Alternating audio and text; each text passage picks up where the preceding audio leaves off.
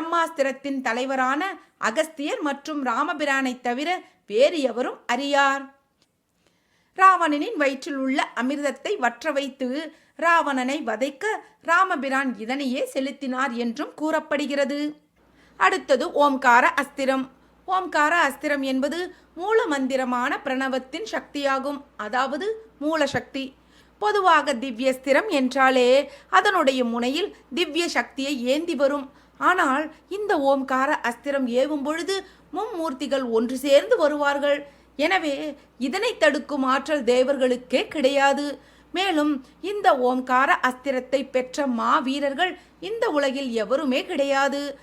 ராமாயண மகாபாரதத்தில் எண்ணற்ற வீரர்கள் பல திவ்ய அஸ்திரங்களை வைத்திருந்தனர்.